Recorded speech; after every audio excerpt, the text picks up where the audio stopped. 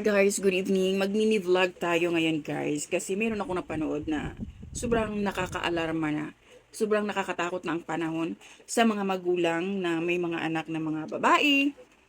So kailangan siguro natin talagang pagsabihan yung mga anak natin no na dahan-dahan sa paggala. Tsaka dito sa online world kailangan dahan-dahan sa pakikipagkaibigan dito sa social media kasi yung iba 'di ba, ang dami na ngayon nangyayari na nakikipagkaibigan, nanliligaw, naging sila sa social media. Pero iba pala yung iba yung gusto ng lalaki. Kaya nakakatakot in the sense na hindi mo na alam kung yung taong kinakausap mo is matino ba or mayroon bang bad intention no sa mga anak lalo pa sa mga new generation ngayon. Mahilig talaga sila dito sa online dating. Ito yung nakikipag-usap, tapos naging sila na hindi pa nila sigurado kung yung lalaki is matino ba o hindi. So meron akong napanood guys, grabe nakaka-alarma, nakakatakot in the sense na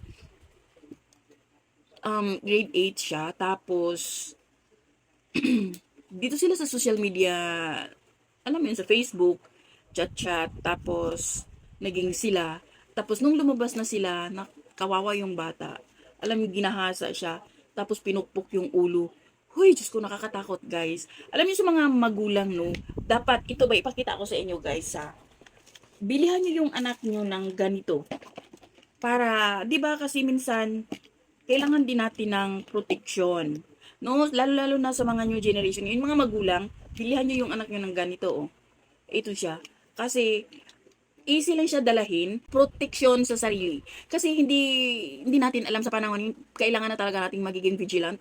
Kailangan na nating maging mapagmatsyag sa ating paligid, sa nakapalibot sa atin, sa mga taong nakakausap natin. Dahil di natin alam, yung kinakausap mo is yung masamang tao pala siya. So sa mga magulang na may mga anak dyan, bilihan nyo yung mga anak nyo ng ganito, protection sa sarili na in case man na mayroong masamang tao, ito lang siya, oh, i-click lang nila yan, tapos spray. Psh, spray sa mukha.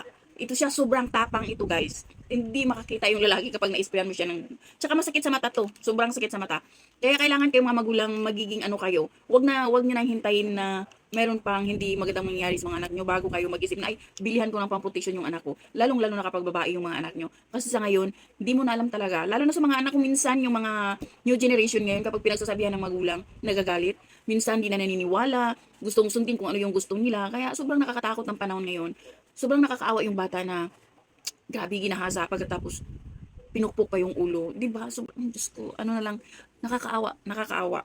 Kaya dapat talaga sa mga magulang ngayon, kailangan niyo talagang maging alerto sa mga anak niyo, no? Kasi ay, di mo na mapagkatiwalaan. Bilhan niyo yung mga anak niyo ng ganito para protection. Easy lang siyang dalahin, parang kumbaga keychain lang siya, hindi 'di ba?